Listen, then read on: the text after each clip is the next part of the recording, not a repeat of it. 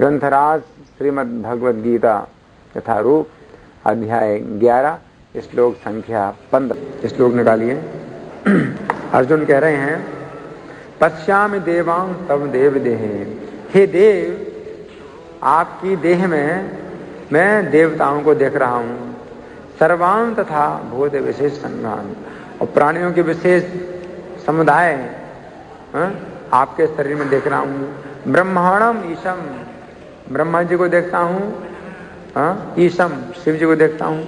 कमलासनस्थम, कमल के आसन पर विराजमान है।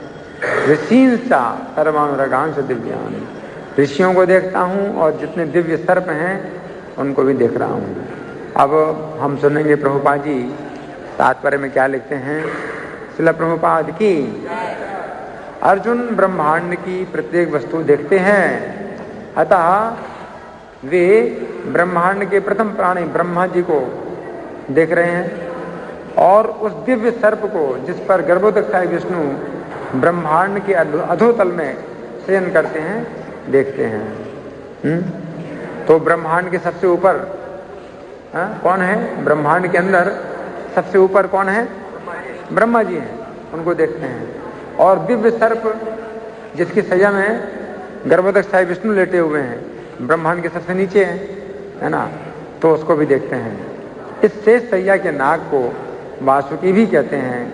अन्य सर्पों को भी वासुकी कहा जाता है। अर्जुन गर्भोदक्षाय विष्णु से लेकर कमल लोक स्थित ब्रह्मांड के शीर्षस्थ भाग को, जहां ब्रह्मांड के प्रथम जीव ब्रह्मा निवास करते हैं, देख सकते हैं। इसका अर्थ यह है कि अर्जुन आदि से अंत तक की सारी वस्तुएं अपने रथ में एक ही स्थान पर बैठे बैठे देख सकते थे। ये सब भगवान कृष्ण की कृपा से ही संभव हो सका। ये जो ब्रह्मांड है, यहाँ पर प्रभुपाद का तात्पर्य समाप्त हुआ। ये जो ब्रह्मांड है 50 करोड़ योजन विस्तार है ब्रह्मांड का। 50 करोड़ योजन, एक योजन में 8 मील होते हैं, तो 50 करोड़ योजन का मतलब क्या हुआ? 8 से गुणा करेंगे तो 400 करोड़ मील,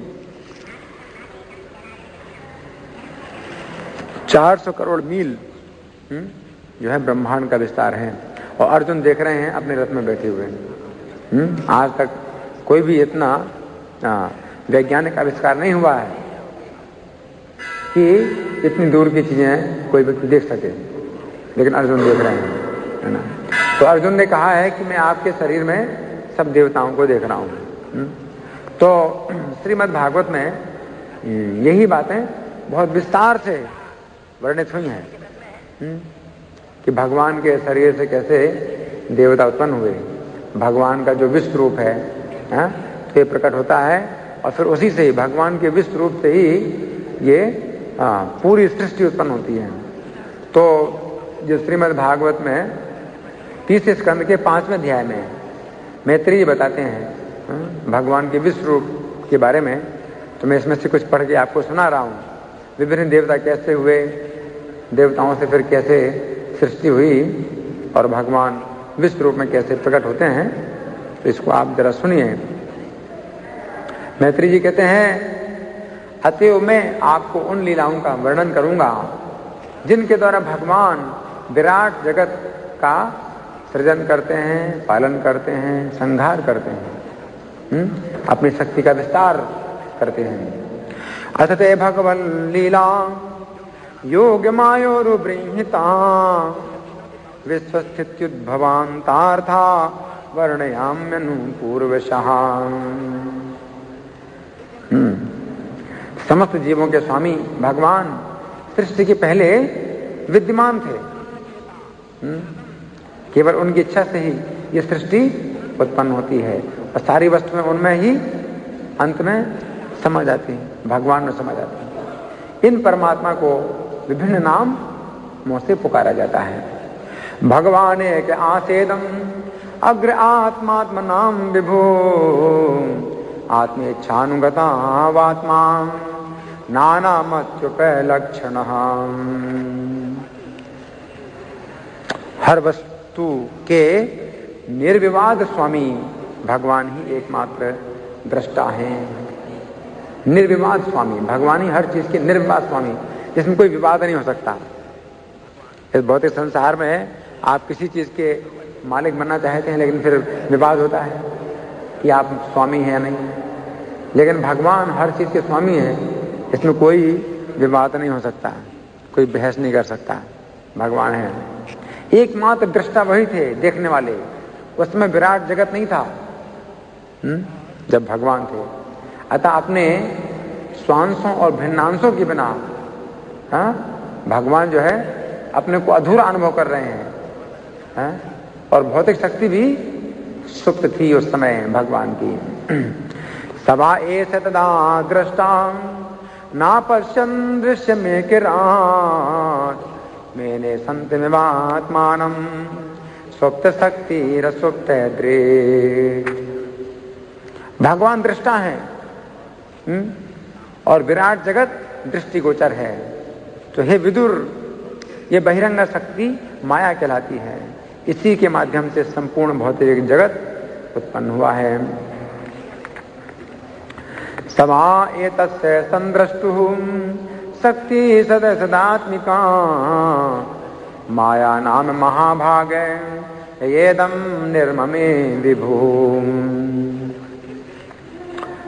तो भगवान जो है अपने दिव्य पुरुष अवतार के रूप में प्रकृति के 3 गुणों में बीज स्थापित करते हैं। पुरुष अवतार भगवान के होते हैं, कारणोदकसाई विष्णु, गर्भोदकसाई विष्णु और क्षीरोदकसाई विष्णु। इस तरह नित्य काल के प्रभाव से सारे जीव प्रकट होते हैं। काल वृत्या तु मायायाम गुणमय्याम अधोक्षजहां पुरुषेणात्म भूतेन वीर्यमाधत्त वीर्यवान। तत्पश्चात नित्य काल से जो प्रभावित है पदार्थ उसका सार पर महातत्व कहलाता है, वो प्रकट हुआ। इस महातत्व में भगवान ने अपने शरीर से ब्रह्मांड के बीज बो दिए। बहुत से ब्रह्मांड हैं, उनके बीज बोए भगवान ने। ततो भवन महत्त्वम अव्यक्तात् काल चोदितान् विज्ञानात्मात्म देहस्थम विश्वम यंजन तमोनुदाहान। इस महातत्व से जो है फिर बहुत भेद पैदा हुए और फिर उससे मिथ्या अहंकार पैदा हुआ। सोप्यंस गुण कालात्मा भगवत दृष्टिगोचर आत्मानं व्यकरोदात्मा विश्वस्यास्य सतृक्षयाम्। फिर महातत्व से जो है मिथ्या अहंकार हुआ और उससे भौतिक तत्व हुए, स्थूल इंद्रियां हुई, मन पैदा हुआ और मिथ्या अहंकार 3 गुणों में प्रदर्शित हुआ, सत्वगुण, रजोगुण, तमोगुण। महत्तत्वाद् विकुर्वाणा अहम तत्त्वं निजायत कार्य कारण कर्तात्मा भूतेन्द्रिय मनोमया वैकारिकस्तेजसश्च तामसश्चेत्यहं त्रिधाम। अब मिथ्या अहंकार सतोगुण से अंतःक्रिया करके मन में रूपांतरित हुआ। और सारे देवता भी जो जगत को नियंत्रित करते हैं तो मिथ्या अहंकार और सतोगुण से ही उत्पन्न हुए हैं। अहम तत्त्वान् विकुर्वाणां मनो वैकारिकादभून् वैकारिकाश्च ये देवा अर्थाभिव्यंजनं यतः। इंद्रियां अहंकार के रजोगुण के परिणाम है, रजोगुण से पैदा हुई हैं। अतएव रजोगुण प्रधान है इंद्रियां। तेजसानि इंद्रियाण्य विज्ञान कर्म मयानि च। अहंकार ध्वनि का परिणाम है, नहीं आकाश, माफ करिए, आकाश ध्वनि का परिणाम है और ध्वनि अहंकारात्मक काम का रूपांतर है। तो दूसरे शब्द में आकाश जो है परमात्मा का प्रतिनिधित्व करता है। आकाश जो है कितना विशाल है। तो इससे कुछ भगवान की महिमा का अंदाजा लगता है। तामसो भूत सूक्ष्मादिर यथाखम लिंगमात्मना। अब जब भगवान ने आकाश पर दृष्टि डाली तो स्पर्श की अनुभूति विकसित हुई और आकाश से फिर वायु उत्पन्न हुई। काल मायां संयोगेन भगवन् वीक्षितं नभां नभसोऽनुसृतं स्पर्शं विकुर्वन् निर्ममे नीलम्। तो इस तरह देख रहे हैं कैसे भगवान के शरीर से विभिन्न तत्व पैदा हुए हैं।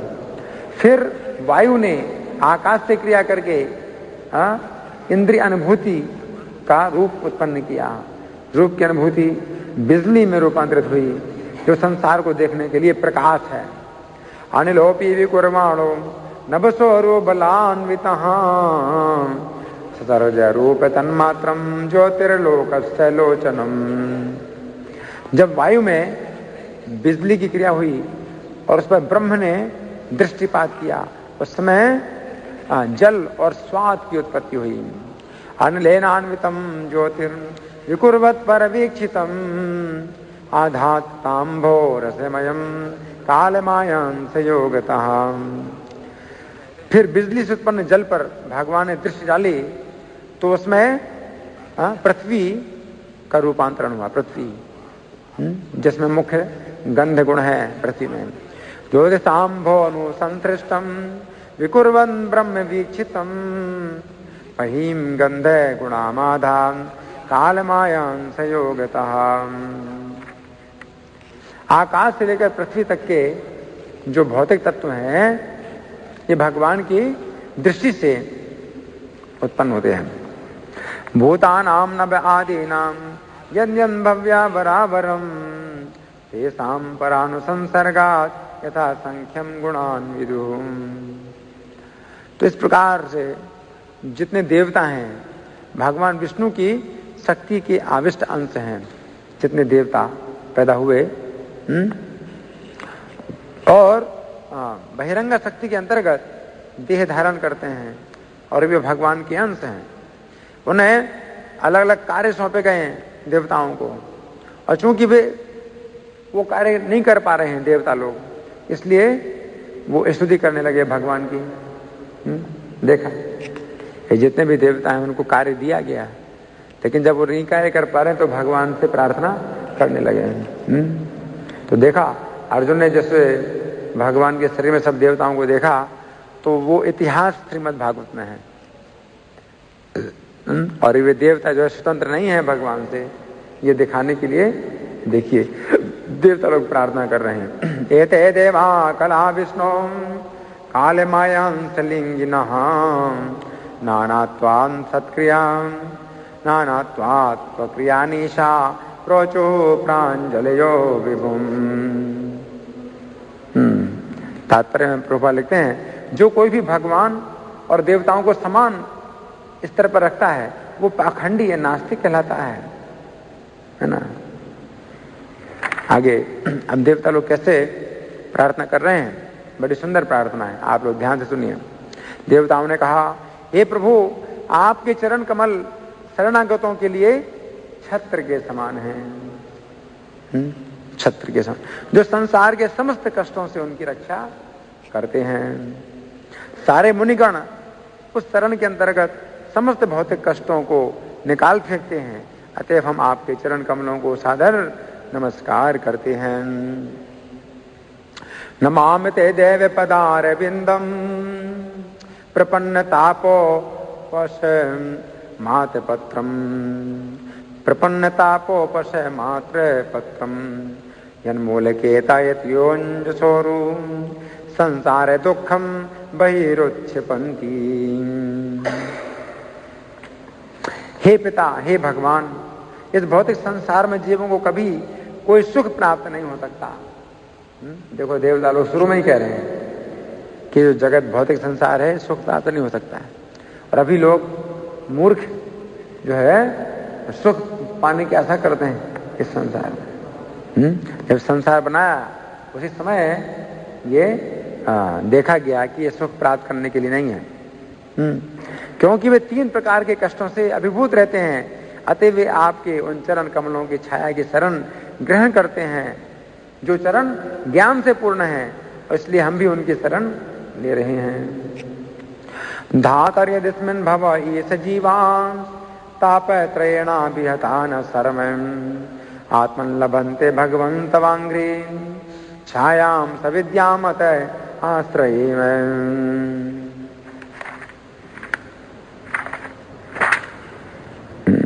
भगवान, हे भगवान, आपके चरण कमल स्वयं ही तीर्थों के आश्रय हैं। निर्मल मन वाले महर्षि वेदों के सहारे आपके कमल जैसे मुख रूपी घोंसले की खोज करते हैं। वेदों के पंखों के सहारे जो महर्षि हैं उनकी तुलना की गई है पक्षियों से, और वेद मंत्र जो है ना पंखे के समान है। तो पक्षी अपने पंख से उड़ते हैं, तो वेद मंत्रों के सहारे आपके जो है मुख कमल के घोंसले की खोज करते हैं ये पक्षी। उनमें से कुछ सर्वश्रेष्ठ नदी गंगा में शरण लेकर पद पद पर आपके चरण कमलों की शरण ग्रहण करते हैं, जो सारे पापों से मनुष्य का उद्धार कर सकते हैं। मार्गंध यत्ते मुख पद्मनीडैन छंदा सुपर्णे ऋषियो विविक्ते यस्यागमर्षोद सरिन्वरायां पदम पदम तीर्थ पदा प्रपन्ना।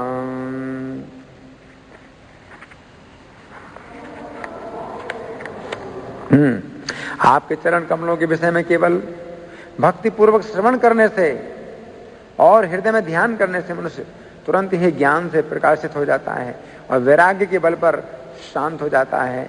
अतएव हम आपके चरण कमल रूपी पुण्य स्थान की शरण ग्रहण कर रहे हैं। यच्छ्रद्धया स्तुतवत्या च भक्त्या समृज्यमाने हृदय वधाये ज्ञानेन वैराग्य बलेन धीरा ब्रजे में तत्तेंग्रे सरोज पीठम। हे प्रभु, आप विराट जगत का निर्माण करते हैं, पालन करते हैं, संहार करते हैं और इसलिए अवतार लेते हैं। इसलिए हम सभी आपके चरण कमलों की शरण ग्रहण करते हैं, क्योंकि ये चरण आपके भक्तों को सदैव स्मृति और साहस प्रदान करने वाले हैं। विश्वस्य जन्म स्थिति संयमार्थे कृतावतारस्य पदाम्बुजं ते ब्रजे में सर्वे शरणं यदीश स्मृतं प्रयच्छत्यभयं स्वपंसाम। हे प्रभु, जो लोग नश्वर शरीर और परिवार के लिए पासबद्ध हैं, आसक्ति से बंधे हैं, और जो लोग मेरा और मैं के विचारों में बंधे हैं, वे आपके चरण कमलों का दर्शन नहीं कर पाते। यद्यपि आपके चरण कमल उनके अपने शरीरों में ही स्थित होते हैं, किंतु हम आपके चरण कमलों की शरण ग्रहण कर रहे हैं। यत्सानुबंध सती देह गेह ममाहमित्यूढ़ दुराग्रहाणाम पुंसाम सुदूरम वसतोपि पुर्याम भजे में तत्ते भगवन पदाब्जम। हे महान परमेश्वर, वे अपराधी व्यक्ति जिनकी दृष्टि बाहरी कार्यकलापों में फंसी रहती है, वे आपके चरण कमलों का दर्शन नहीं कर पाते, किंतु आपके शुद्ध भक्त दर्शन कर पाते हैं, क्योंकि उनका एकमात्र उद्देश्य आपके गुण और कर्मों का आस्वादन करना है। तान वैहसन वृत्ति भिरक्षिभिर्ये पराहृतान तन मनसा परेश अथो न पश्यन्तु रुगाय नूनम ये ते पदन्यास विलास लक्ष्म्याम। हे प्रभु, जो लोग अपनी गंभीरता के कारण भक्ति की अवस्था प्राप्त करते हैं, वे वैराग्य और ज्ञान के संपूर्ण अर्थ को समझ लेते हैं और आपकी कथाओं के अमृत को पीकर ही आध्यात्मिक आकाश में वैकुंठ लोक को प्राप्त करते हैं।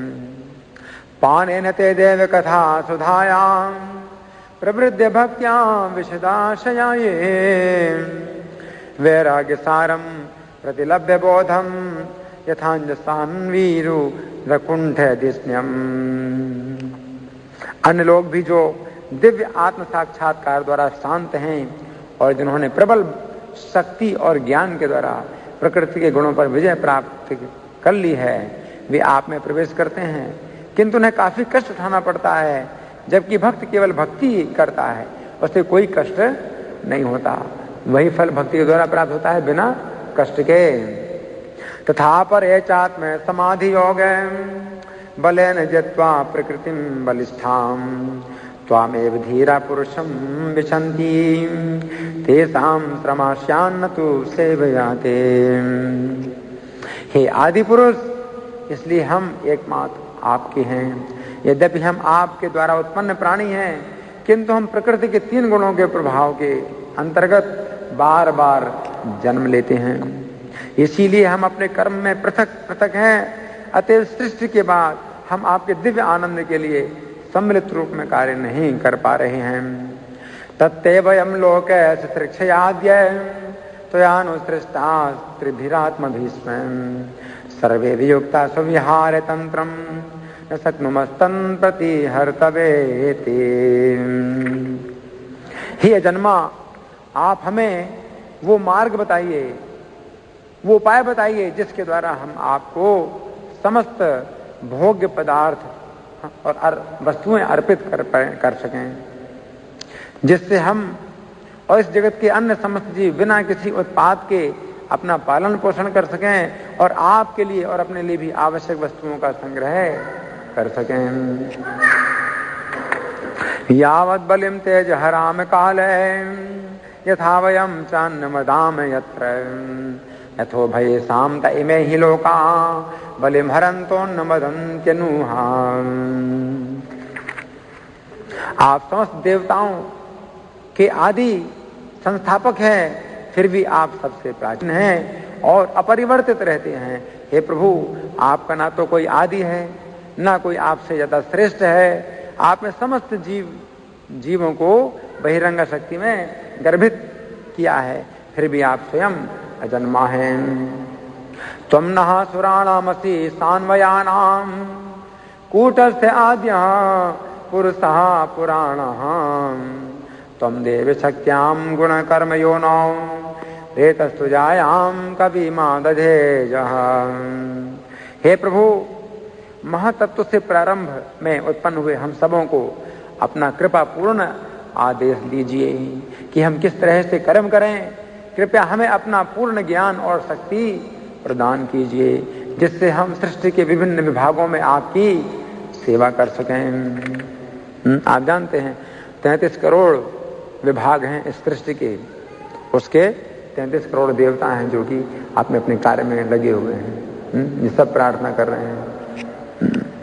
ततो वयम मत प्रमुखा यदर्थे बवो विवात्मन कर्मामे किम ते त्वं नः सुचक्षु परिदेहि शक्त्या देवे क्रियार्थे यदनुग्रहणम्। तो इसके बाद मैत्रेय ऋषि बताते हैं किस तरह भगवान ने महतत्व के संयोग ना होने के कारण विश्व के जो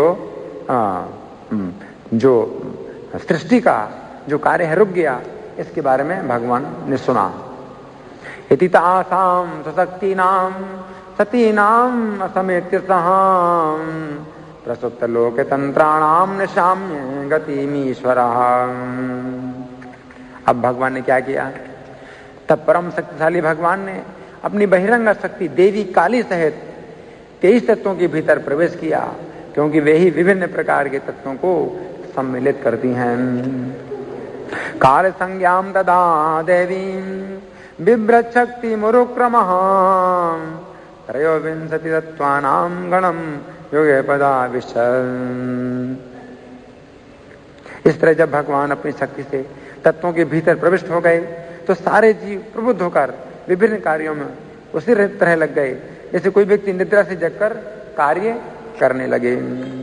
सोनो प्रविष्टो भगवान चेष्टा रूपेण तम गणम भिन्नम संयोजयामासै सुप्तम कर्मे प्रबोधयन्। जब ब्रह्मा जी की इच्छा से 23 तत्वों को सक्रिय बना दिया गया तो भगवान का ये विश्व रूप विराट शरीर प्रकट हुआ है। प्रबुद्ध कर्मा दैवेन त्रयोविंशति को गणः प्रेरितो जनियत स्वाभिर मात्राभिरधि पुरुषम। जो ही भगवान ने अपने स्वांश रूप में विश्व के सारे तत्वों में प्रवेश किया, तो ही वे विराट रूप में रूपांतरित हो गए, जिसमें सारे लोग हैं और पूरी सृष्टियां टिकी हैं विराट रूप में। परेण विशता स्वस्मिन् मात्रया विश्व श्रृंगण चक्षुभान्योन्यम आसाद्य यस्मिन् लोकाश्चराचरा। अब विराट पुरुष हाँ, ब्रह्मांड के जल में 1000 दैवी वर्षों तक रहे विराट पुरुष भगवान जो है, और सारे जीव उनके साथ ही शयन करते रहे। अगर भगवान शयन कर रहे हैं तो कौन जीव जाग सकता है। हिरण्मयः सपुरुषः सहस्र परिवत्सरान् आण्डकोशे वासाप्सु सर्वसत्त्वोपबृंहितः।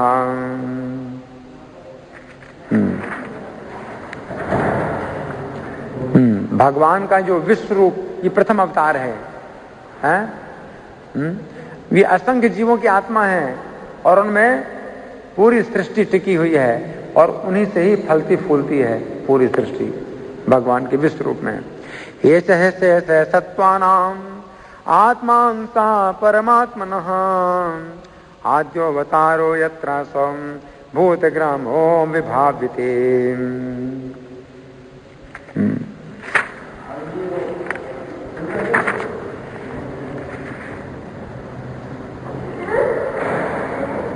फिर भगवान विराट जगत की रचना का कार्यभार संभालने वाले समस्त देवताओं के परमात्मा हैं। इस तरह देवताओं द्वारा प्रार्थना तम मधोक्षजहां विराजम अदपत स्वयं तेजसैसां निवृत्तये।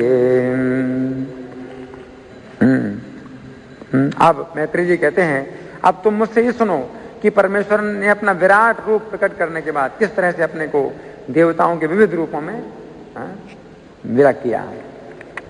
अथ तस्याभि तत्तस्य कतिधायतनानि निर्विद्यन्ते देवानां तानि मे गजता शृणु।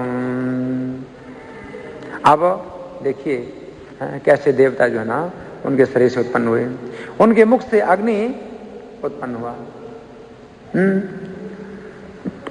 और भौतिक कार्य संभालने वाले जितने निदेशक हैं अपने अपने पदों के अनुसार उसमें प्रविष्ट हुए। जीव उसी शक्ति से शब्दों के द्वारा अपने को अभिव्यक्त करता है।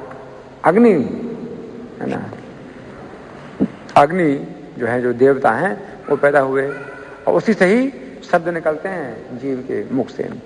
तस्याग्निराश्यम निर्भिन्नम लोकपालो विशतपदम वाचा स्वांतेन वक्तव्यम या सौ प्रतिपद्यते। इसलिए आग की आवश्यकता है, नहीं तो आवाज बैठ जाती है तो फिर आपको गले की सिकाई करनी पड़ती है, नमक के गर्म पानी के गरारे करने पड़ते हैं। आग की जरूरत है यहाँ पर। इसलिए जब विराट रूप का तालु प्रकट हुआ तो लोकों में वायु का निदेशक वरुण उसमें प्रविष्ट हुए, जिससे जीव को अपने जीव से हर वस्तु का स्वाद लेने की सुविधा प्राप्त है। निर्भिन्नम तालु वरुणो लोकपालो विशंधरे देवयांसे न चरसम यासो प्रतिपद्यते। तो वरुण देवता भगवान के तालु से प्रकट हुए। अग्नि देवता मुख से उत्पन्न हुए, वरुण देवता उनके तालु से उत्पन्न हुए। जब भगवान के दो नथुने प्रकट हुए तो दोनों अश्विनी कुमार उनके भीतर अपने अपने पदों में प्रवेश कर गए। इसके फलस्वरूप जीव हर वस्तु की गंध सूंघ सकते हैं। निर्भिन्ने अश्विनौ नासै विष्णोराविशतां पदम घ्राणेनांशेन गंधस्य प्रतिपत्तिर्यतो भवेन्। इसके बाद भगवान की विराट रूप की दो आंखें निकली। प्रकाश के निदेशक सूर्य उनमें प्रविष्ट हुए, जिससे जीवों के रूपों को देखा जा सकता है। तो सूर्य देवता के कारण नेत्र हैं, देखते हैं। निर्भिन्ने अक्षिणी त्वष्टां लोकपालो विसंदिभो चक्षुषां सेन रूपाणां प्रतिपत्तिर्यतो भवेन्। जब विराट रूप से त्वचा प्रकट हुई तो वायु के निदेशक देवता अनिल प्रविष्ट हुए, जिससे जीव स्पर्श का अनुभव कर सकते हैं वायु के द्वारा। निर्भिन्नान यस्य चरमाणि लोकपालो निलो विषं प्राणेनां सेन संस्पर्शम येन सो प्रतिपद्यते। जब विराट रूप के कान प्रकट हुए तो सभी दिशाओं के नियंत्रक देव श्रवण तत्वों समेत उसमें प्रविष्ट हो गए, जिसे सारे जीव सुनते हैं और ध्वनि का लाभ उठाते हैं। तो यहाँ दिशाओं के देवता उत्पन्न हुए भगवान के काम से। करणावश्य निर्भिन्नौ दिष्ण्यम स्वम विविशुर्दिशां श्रोत्रेणां सेन शब्दस्य सिद्धिं येन प्रपद्यते। जब त्वचा प्रकट हुई तो अपने विविध अंशों समेत उसके नियंत्रक देवता उसमें प्रविष्ट हुए। इस तरह जीवों को स्पर्श के कारण खुशलाहट का अनुभव होता है। त्वचमस्यैव निर्भिन्नां विविशुर्दिष्ण्यमोषधि अंशेन रोमभिकण्डुं यैरसो प्रतिपद्यते। जब विराट रूप के जननांग पृथक हुए तो आदि प्राणी प्रजापति उनमें प्रविष्ट हुए। इस तरह जीव यौन आनंद का अनुभव कर सकते हैं। मेढ्रम तस्य विनिर्भिन्नम सदिष्ण्यम कावपाविशं रेतसां सेन येनासा वानंदम प्रतिपद्यते। फिर विसर्जन मार्ग प्रकट हुआ। मित्र नामक जो देवता हैं वो अपने अंगों समेत प्रविष्ट हुए। इस प्रकार जीव अपना मल मूत्र विसर्जित कर पाता है। गुदम पुंसो विनिर्भिन्नम मित्रो लोकेश आविशन वायुनां सेन येन सो विसर्गम प्रतिपद्यते। जब विराट रूप के हाथ प्रकट हुए तो स्वर्गलोक के शासक इंद्र उसमें प्रविष्ट हुए। इस तरह से जीव अपनी जीविका के लिए व्यापार चलाता है हाथों से। हस्तावश्य विनिर्भिन्ना विन्द्रास्वर्पतिराविशं वार्तयां सेन पुरुषो या वृत्तिम प्रपद्यते। फिर विराट रूप के पांव प्रकट हुए और विष्णु नामक देवता, वो भगवान नहीं है, वो विष्णु नामक एक दूसरे देवता हैं, उनमें गति के साथ उन्होंने प्रवेश किया। इससे जीव को जाने में सहायता मिलती है। पादावश्य विनिर्भिन्नो लोकेशो विष्णुराविशं गत्या स्वांसेन पुरुषो या प्राप्यम प्रपद्यते। अब विराट पुरुष की बुद्धि प्रकट हुई तो वेदों के स्वामी ब्रह्मा अपनी शक्ति के साथ प्रविष्ट हुए। इस तरह जीवों को बुद्धि की विषय का अनुभव होता है। बुद्धिम चास्य विनिर्भिन्नां वागीशोधिष्ण्यमाविशं बोधेनां सेन बोधव्यम प्रतिपत्तिर्यतो भवेत्। इसके बाद विराट रूप का हृदय प्रकट हुआ और इसमें चंद्र देवता अपनी मानसिक क्रिया समेत प्रवेश करते हैं। इस तरह जीव मानसिक चिंतन कर सकता है। मन प्रकट हुआ, उसके देवता चंद्रमा। हृदयम चास्य निर्भिन्नम चंद्रमाधिष्ण्यमाविशन् मनसां सेन येनासो विक्रियां प्रतिपद्यते। फिर विराट रूप का अहंकार प्रकट हुआ तो उसके नियंत्रक रुद्र हैं, उसमें प्रवेश करते हैं, जिसे जीव अपना कर्तव्य पूरा करता है। आत्मानं चास्य निर्भिन्नम अभिमानो विशत्पदम कर्मणां सेन येनासो कर्तव्यम प्रतिपद्यते। इसके बाद विराट रूप से उनकी चेतना प्रकट हुई तो उसमें चेतन अंश समेत वो जो देवता हैं वो प्रविष्ट हुए। इस तरह जीव विशिष्ट ज्ञान को धारण करने में समर्थ होता है चेतना के द्वारा। सत्वं चास्य विनिर्भिन्नम महान धिष्ण्यम उपाविशन् चित्तेनांशेन येनासौ विज्ञानम प्रतिपद्यते। अच्छा, फिर विराट रूप के सिर से स्वर्गलोक प्रकट हुआ और पैरों से पृथ्वी प्रकट हुई और नाभि से आकाश प्रकट हुआ। आकाश जो स्वर्ग और पृथ्वी के बीच में है। इनके भीतर प्रकृति के 3 गुणों के रूप में देवता भी प्रकट हुए। शीर्ष्णोश्च द्योर्धरा पद्भ्याम खम्नाभिरुदपद्यते गुणानां मृत्ययो येषु प्रतीयन्ते सुरादयः। देवतागण सतोगुण के द्वारा योग्य बनकर स्वर्ग लोक में स्थित हैं, जबकि मनुष्य अपने रजोगुणी स्वभाव के कारण पृथ्वी में रहते हैं।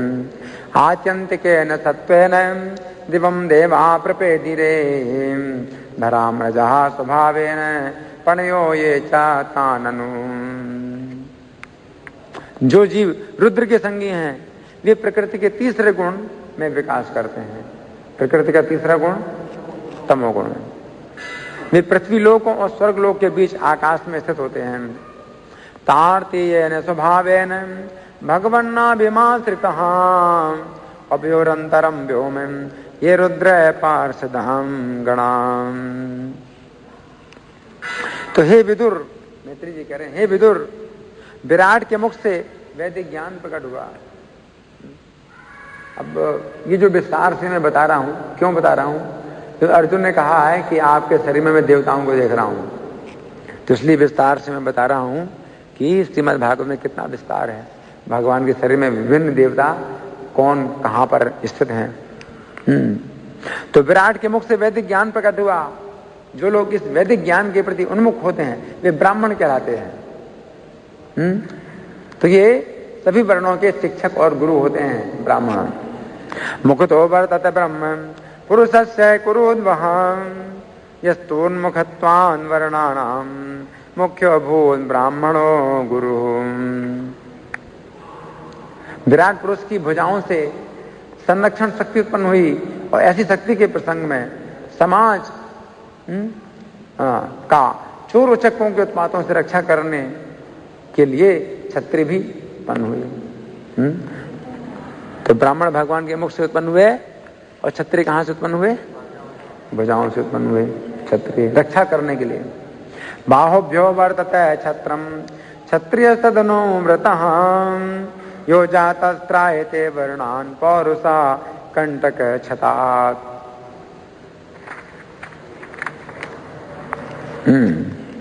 फिर भगवान की जांघों से क्या उत्पन्न हुए? समस्त पुरुषों की जीविका का साधन, अन्न का उत्पादन और प्रजा में उसका वितरण, ये भगवान के जंघा से उत्पन्न हुए। तो ये व्यापारी जो इस कार्य को संभालते हैं वैश्य कहलाते हैं। जो वैश्य हैं वो भगवान के कहां से पैदा हुए? जंघा से पैदा हुए। विश्ववर्तन ततश्चोर्वोर लोक वृत्ति करेर विभो वैश्य संभवो वार्ताम नाम यह समय वर्तयन। फिर भगवान के पैरों से क्या हुआ? धार्मिक कार्य पूरा करने के लिए भगवान के पैरों से सेवा प्रकट हुई। पैरों पर शूद्र स्थित होते हैं जो सेवा द्वारा भगवान को तुष्ट करते हैं। तो चरणों से क्या उत्पन्न हुए भगवान के? शूद्र। पद्भ्याम भगवतो यज्ञे शुश्रूषा धर्म सिद्धये तस्याम जाता पुरा शूद्रो यन्मृत्या तुष्यते हरिः। ये भिन्न भिन्न जो वर्ण है ये भगवान से उत्पन्न हुए हैं। इस तरह अबद्ध जीवन और आत्म साक्षात्कार के लिए मनुष्य को गुरु के निर्देश के अनुसार भगवान की पूजा करनी होती है।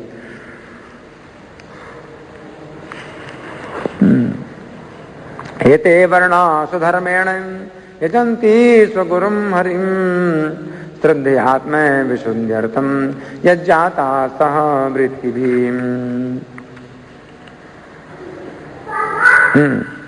हे विदुर, भगवान की अंतरंगा शक्ति द्वारा प्रकट किए गए विराट रूप के दिव्य काल, कर्म और शक्ति को भला कौन माप सकता है? कौन अनुमान लगा सकता है? ये तच्छत्तर भगवतो दैव कर्मात्म रूपिणः कश्चिद्धात् उपाकर्तुं योग्यमाया बलोदयम्।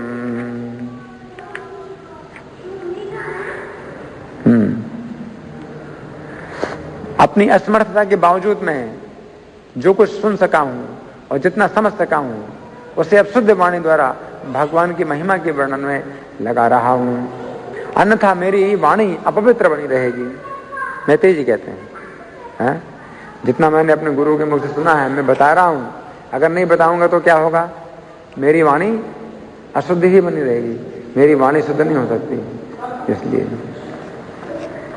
तथापि कीर्तयाम यंगम यथामति यथा श्रुतम कीर्तिम हरे स्वाम सत्कर्तुम गिरम अन्याभिधासति। मानवता का सर्वोच्च लाभ क्या है? भगवान के कार्यकलापों और महिमा की चर्चा में प्रवृत्त होना। ऐसे कार्य महान विद्वान ऋषियों द्वारा बड़ी सुंदरता से लिखे गए हैं और कान का असली प्रयोजन उनके निकट रहने से ही पूरा हो जाता है। एकांत लाभम वचसो अनुपुंसाम सुश्लोक मौलेर गुण वादमाहु श्रुते सविद्वंधिरुपमा कृतायाम कथा सुधायाम उपैसम प्रयोगम।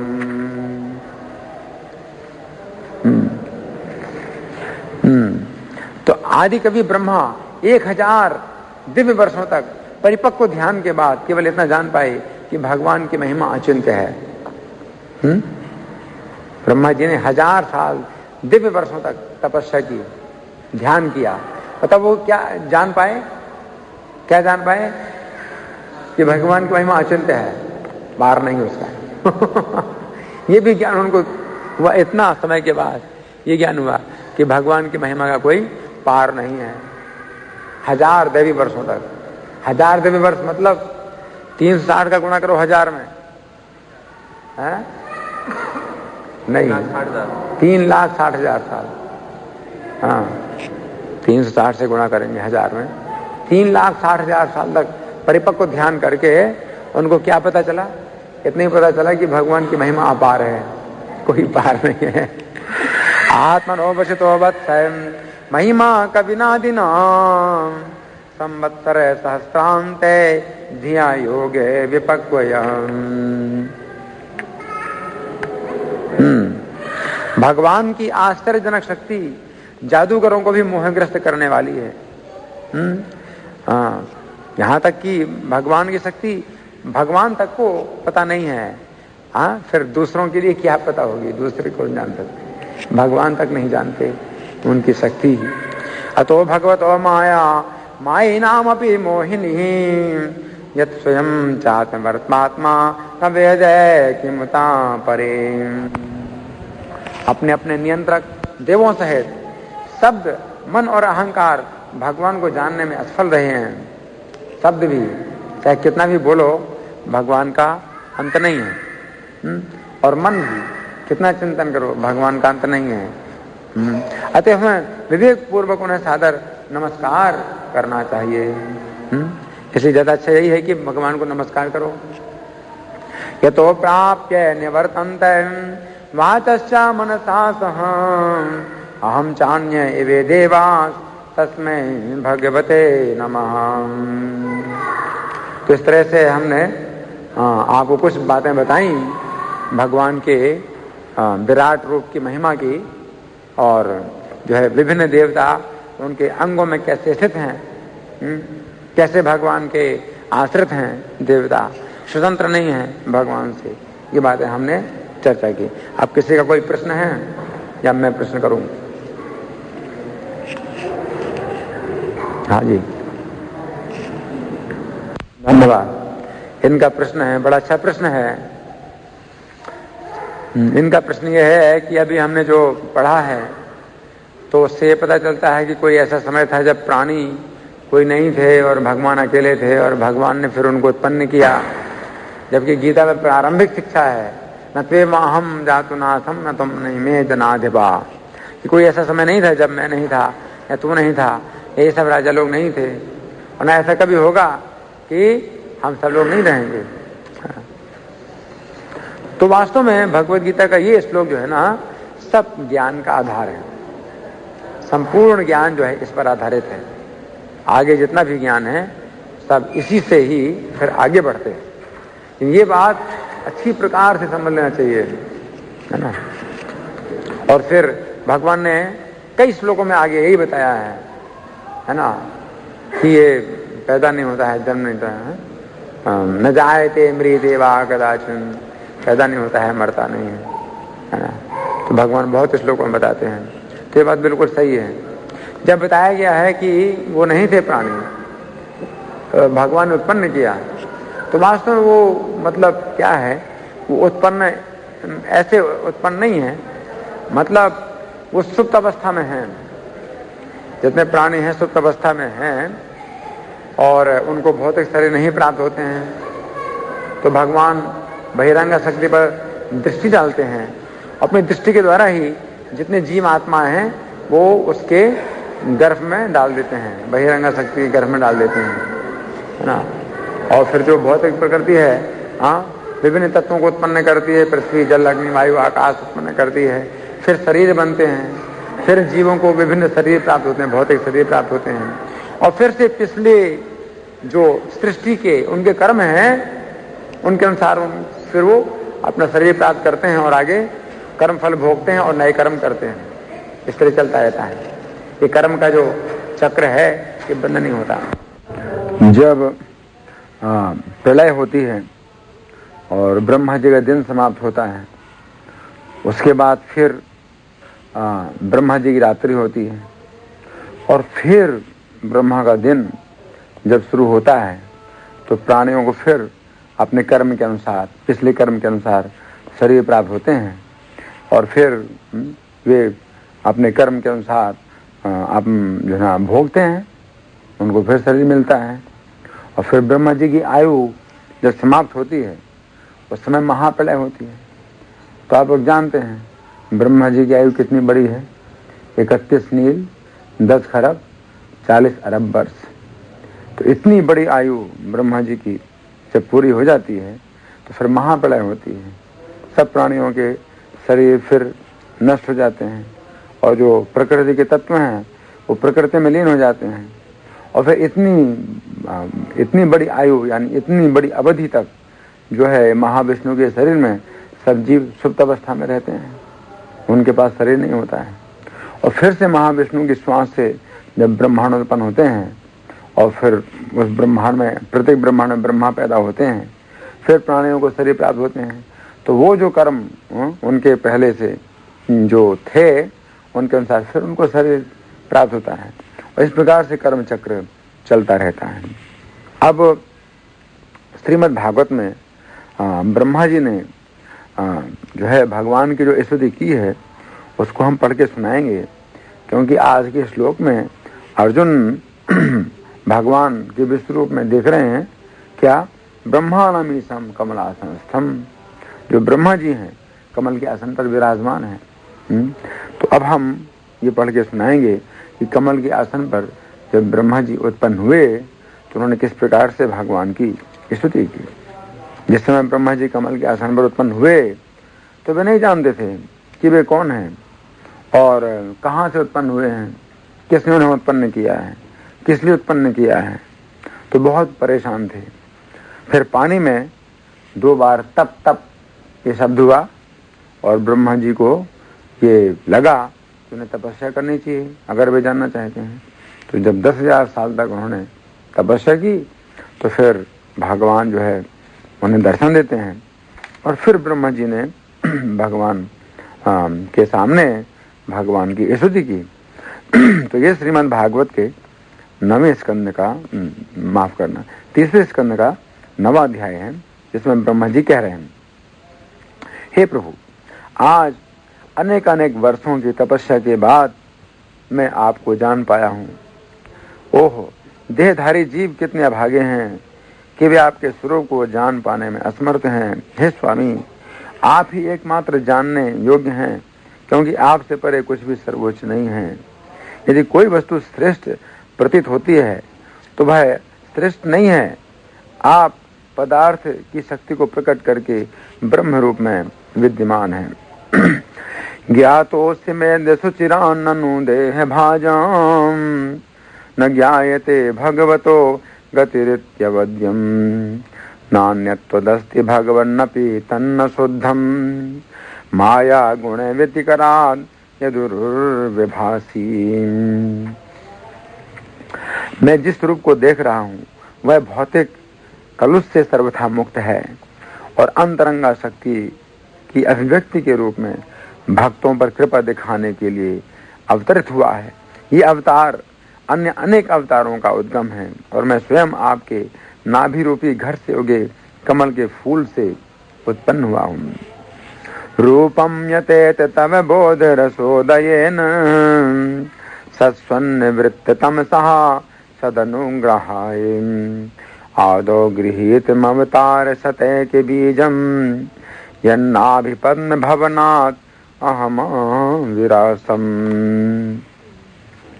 हे प्रभु, मैं आपके सच्चिदानंद रूप से श्रेष्ठ अन्य कोई रूप नहीं देखता। वैकुंठ में आपकी निर्विशेष ब्रह्म ज्योति में ना तो यदा कदा परिवर्तन होता है और न अंतरंगा शक्ति में कोई कमी आती है। मैं आपकी शरण ग्रहण करता हूँ क्योंकि जहाँ मैं अपने भौतिक शरीर तथा इंद्रियों पर गर्वित हूँ वहीं आप विराट जगत के कारण होते हुए भी पदार्थ के द्वारा स्पर्श नहीं होता। नातः परम परमयन् भवतः स्वरूपम आनंद मात्रमविकल्प अविद्य वर्चः पश्यामि विश्वसृजमेकम विश्वमात्मन् भूतेन्द्रियात्मकमदस्थ उपाश्रितोऽस्मि। तात्पर्य में लिखा है कि ब्रह्मा जी ने इसी प्रकार से स्तुति की है ब्रह्म संहिता में भी कि मैं उन आदि भगवान गोविंद की पूजा करता हूँ जो अद्वैत तथा अच्युत हैं। यद्यपि भी अनेक अनेक रूपों में विस्तार करते हैं किंतु वे समस्त कारणों के आदि कारण हैं। यद्यपि वे सबसे पुराने व्यक्ति हैं किंतु वृद्धावस्था से अप्रभावित रहते हुए वे सदैव तरुण रहते हैं। भगवान को वेदों के किताबी ज्ञान से नहीं जाना जा सकता। उन्हें समझने के लिए भगवत भक्त के पास जाना पड़ता है। अद्वैतमच्युतमनादिमनंत रूपम आद्यम पुराण पुरुषम नवयौवनम च वेदेषु दुर्लभमदुर्लभमात्म भक्तो गोविंदमादि पुरुषम तमहम भजामि। भगवान कृष्ण का यह वर्तमान रूप या उनके द्वारा विस्तार किया हुआ कोई भी दिव्य रूप सारे ब्रह्मांडों के लिए मंगलमय होता है। क्योंकि आपने नित्य साकार रूप प्रकट किया है जिसका ध्यान आपके भक्त करते हैं, इसलिए मैं आपको सादर नमस्कार करता हूँ। कौन कह रहा है? ब्रह्मा जी कह रहे हैं। जिन्हें नरक गामी होना बदा है वे आपके रूप की उपेक्षा करते हैं क्योंकि वे लोग भौतिक विषयों का मनन करते रहते हैं। तन्वा इदं भुवन मंगल मंगलाय ध्यानेस्मिन्नो दर्शितं त उपासकानां तस्मै नमो भगवते नु विधेम तुभ्यं यो नादृतो नरगभां भिरसद प्रसंग। तात्पर्य में प्रभुपाद जी एक श्लोक ब्रह्म संहिता का भी इसी से पुष्ट कर रहे हैं। भगवान अपना विस्तार उसी तरह करते हैं जिस तरह अग्नि की लपटें एक दूसरे के बाद करती हैं। यद्यपि आदि अग्नि श्री कृष्ण को परम पुरुष गोविंद के रूप में स्वीकार किया जाता है किंतु राम, नरसिंह तथा वराह जैसे अन्य सारे अवतार भी आदि भगवान के ही समान शक्तिशाली होते हैं। दीपार्चिरे विहिदशान्तरमभ्युतेत्ते दीपायते विवृत हेतु समान धर्मं यस्तात्र गेविः च विष्णुतया विभाति गोविन्दमादिपुरुषं तमहं भजामि। आगे ब्रह्मा जी कह रहे हैं, हे प्रभु, जो लोग वैदिक ध्वनि की वायु द्वारा ले जाई गई आपके चरण कमलों की सुगंध को अपने कानों के द्वारा सूंघते हैं। जो वेद वाणी है वो क्या है, हवा के समान है, आपके चरणों की गंध को ले आती है, और कान आपके भक्तों के कान है वो सूंघने वाले हैं उस सुगंध को। उनके लिए आप उनके हृदय रूपी कमल से कभी विलग नहीं होते। कानों के द्वारा आप प्रवेश करते हैं, हृदय में आ जाते हैं। ये तो त्वदीय चरणाम्बुज कोश गंधम जिघ्रन्ति कर्ण विवरै श्रुतिवात नीतम भक्त्या गृहीत चरणं परयाच तेषां नापैसिनाति हृदयाम्बुरुहात् स्वपुंसाम्। हे प्रभु, संसार के लोग समस्त भौतिक चिंताओं से उद्विग्न रहते हैं, वे सदैव भयभीत रहते हैं, वे सदैव धन, शरीर तथा मित्रों की रक्षा करने का प्रयास करते हैं, वे शोक और अवैध इच्छाओं एवं साज सामग्री से पूरित रहते हैं और लोभ के कारण मैं और मेरे की धारणा पर अपने दुराग्रह को आधारित करते हैं। जब तक वे आपके सुरक्षित चरण कमलों के शरण ग्रहण नहीं करते तब तक वे ऐसी चिंताओं से भरे रहते हैं। तावन भयम द्रविण देह सुहिन निमित्तम शोकस्पृहा परिभवो विपुलश्च लोभः तावन ममेत्य सदवग्रह आर्तिमूलम यावन्न तेंघ्रिमभयम प्रवृणीत लोकः। हे प्रभु, वे व्यक्ति जो आपके दिव्य कार्यकलापों के विषय में कीर्तन तथा श्रवण करने से दूर हैं, निश्चित रूप से अभागे हैं और सद्बुद्धि से विहीन हैं। वे तनिक देर के लिए इंद्रिय तृप्ति का भोग करने के लिए अपने को अशुभ कर्मों में लगाते हैं। दैवेन ते हतधियो भवता प्रसंगाः सर्वाशुभोपशमनात् विमुखेन्द्रियाये कुर्वन्ति काम सुखलेश लवाय दीनां लोभाभिभूत मनसो कुशलानि सस्वन्। हे महान अभिनेता, हे मेरे प्रभु, ये सभी दीन प्राणी निरंतर भूख, प्यास, शीत, कफ और पित्त से व्यग्र रहते हैं। इन पर कफ युक्त शीत ऋतु, भीषण गर्मी, वर्षा और अन्य अनेक क्षुब्ध करने वाले तत्व आक्रमण करते रहते हैं और ये प्रबल कामेच्छाओं और दुस्सह क्रोध से भरे रहते हैं। मुझे इन पर दया आती है और मैं इनके लिए बहुत संतप्त रहता हूँ। क्षुत्रिधातुभिरिमां मुहुरर्द्यमानां शीतोष्णवात वर्षे वितरेतराच्च कामाग्निना चतुरुषा चक्षुधुर्भरेण संपश्यतो मन उरुक्रम सीदते में। तात्पर्य में प्रभुपाद लिखते हैं, ब्रह्मा जैसे उनकी शिष्य परंपरा के अन्य शुद्ध भक्त उन बद्ध जीवों की चिंताओं को देखकर सदैव दुखी रहते हैं, जो शरीर तथा मन भौतिक प्रकृति के उत्पातों से संबंधित 3 प्रकार के तापों के प्रहारों को सहते हैं। ऐसी कठिनाइयों से मुक्ति पाने के पर्याप्त उपाय न जानने से पीड़ित व्यक्ति कभी कभी अपने को लोगों का नेता बताते हैं और अभागी अनुयायी ऐसी तथाकथित नेतागिरी से और भी हानि उठाते हैं। आगे ब्रह्मा जी कहते हैं, हे प्रभु, आत्मा के लिए भौतिक दुखों का कोई वास्तविक अस्तित्व नहीं होता। फिर भी जब तक बद्ध आत्मा शरीर को इंद्रिय भोग के लिए देखता है तब तक वह आपकी बहिरंगा शक्ति द्वारा प्रभावित होने से भौतिक कष्टों के बंधन से बाहर नहीं निकल पाता। यावत् पृथक्त्वमिदमात्मनं इंद्रियार्थ माया बलम भगवतो जन ईश पश्चेन् तावन्न संस्कृतिरसौ प्रतिसंक्रमेत व्यर्थापि दुख निवहम वहति क्रियार्था। इस प्रकार से हमने जो ब्रह्मा जी की प्रार्थना है आपको सुनाई है और भी आगे विस्तार से है। इस समय अब कम है। धन्यवाद।